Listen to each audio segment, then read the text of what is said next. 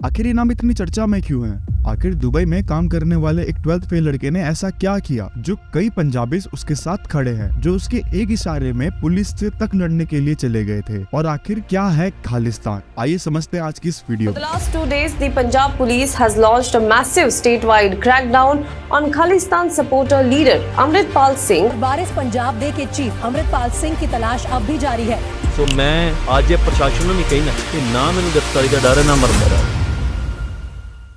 तो वीडियो शुरू करने से पहले आप चैनल को सब्सक्राइब करके मुझे सपोर्ट कर सकते हो, जिससे मुझे काफी ज्यादा हेल्प मिलती है। और अब बढ़ते हैं अपनी वीडियो की तरफ। हिंदुस्तान की आजादी सिर्फ हिंदुओं की आजादी थी, पाकिस्तान की मुस्लिम्स के लिए और सिखों के लिए तो गुलामी का दौर शुरू हुआ है। ये कहना है अमृतपाल सिंह संधू का, और इस नाम को कुछ टाइम पहले तक तो किसी ने सुना भी नहीं था। तो ऐसा क्या हुआ कि ये नाम अचानक से इतनी ज्यादा चर्चा में आने लगा? तो जो अमृतपाल सिंह संधू है, उसने अपनी 10th कंप्लीट करने के बाद कपूरथला के पॉलिटेक्निक में एडमिशन ले लिया और उसके बाद 2012 में वो दुबई चला गया अपनी फैमिली के ट्रांसपोर्ट बिजनेस को रन करने के लिए। और दुबई में रहने के बाद भी वो इंडिया में चल रहे प्रोटेस्ट जैसे फार्म्स लॉ के खिलाफ सोशल मीडिया में काफी सारी बातें करता रहा। और अचानक अमृतपाल सिंह को वारिस पंजाब डे का हेड बना दिया। अब ये वारिस पंजाब डे वही सोशल ऑर्गेनाइजेशन है जिसको दीप सिद्धू ने स्टार्ट किया था, जिसका मकसद पंजाबी मुद्दों के बारे में बात करना था। फिर 15 फरवरी 2022 को एक रोड एक्सीडेंट पे दीप सिद्धू की डेथ हो गई, जिसके बाद पता नहीं कैसे वारिस पंजाब डे का हेड बन गया अमृतपाल, जिसके बारे में दीप सिद्धू के भाई ने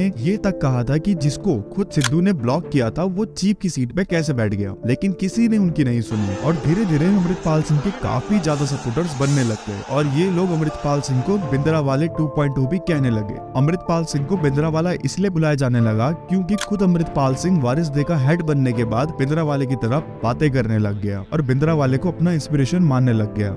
जिस भिंडरावाले को अमृतपाल अपना इंस्पिरेशन मानता था, उनका पूरा नाम था जरनैल सिंह भिंडरावाले। ये एक सिख ऑर्गेनाइजेशन दमदमी टकसाल का लीडर था। इस ऑर्गेनाइजेशन का उद्देश्य सिखिज्म को फैलाना था, जिनका ये मानना था कि हम लोगों को रिलीजियस किताबों के रूल्स को फॉलो करना चाहिए, जिसका भिंडरावाले ने पूरे पंजाब में प्रचार किया, जिस वजह से इनको काफी सारे लोगों ने सपोर्ट किया।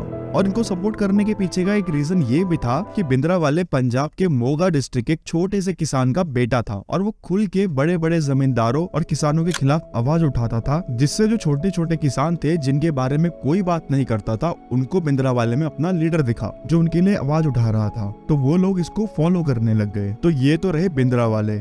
लेकिन अब बात करते हैं उन 3 मेजर इंसिडेंट के बारे में जिन्होंने अमृतपाल को भिंडरावाले बनने में हेल्प किया। जिसमें सबसे पहला इंसिडेंट हुआ अक्टूबर 2022 में, जब अमृतपाल ने जीसस के खिलाफ कुछ ये बयान दिए,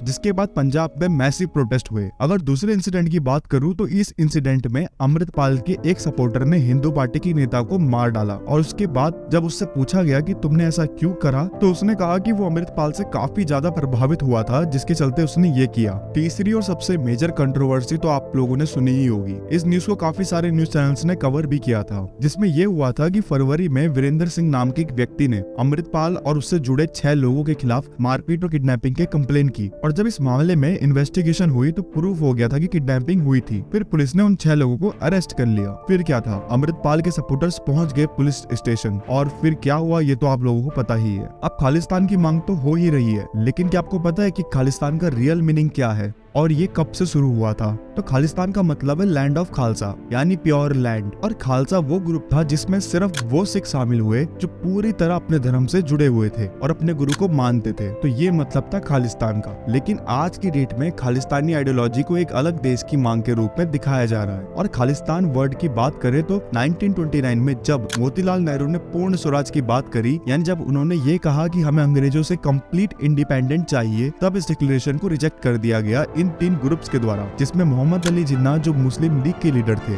B.R. अम्बेडकर जो दलित के लीडर थे और मास्टर तारा सिंह जो सिखों के लीडर थे। और वो एक सेपरेट देश चाहते थे सिखों के लिए, लेकिन इन्होंने कभी खालिस्तान की बात नहीं करी और न ही कभी खालिस्तान शब्द का उपयोग करा, बल्कि इन्होंने एक सेपरेट देश की मांग करी सिखों के लिए। लेकिन फिर 1940s में जब लाहौर रेजोल्यूशन पास किया गया मुस्लिम लीग के द्वारा एक अलग देश बनाने के लिए, फिर इसके जवाब में तब एक सिख लीडर डॉक्टर वीर सिंह भट्टी ने एक अलग देश की बात करी और कहा कि पाकिस्तान और इंडिया के बीच एक देश होना चाहिए सिख कम्युनिटी के लिए। तो ये था वो समय जब खालिस्तान शब्द का उपयोग एक अलग देश के रूप में होने लगा। और आखिर में मैं यही कहूंगा कि हमें ये सब समझने की जरूरत है कि जो अमृतपाल सिंह है उसको सारे सिख फॉलो नहीं करते हैं, बस कुछ गिने चुने लोग जो इस देश को तोड़ना चाहते हैं वही फॉलो करते हैं, और बाकी जिनको असलियत पता है वो लोग तो इसका विरोध कर रहे हैं। सो आई होप कि आपको आज का वीडियो पसंद आया होगा, और अगर वीडियो अच्छा लगा तो वीडियो को लाइक और चैनल को सब्सक्राइब कर देना। तब तक के लिए take care and thanks for watching.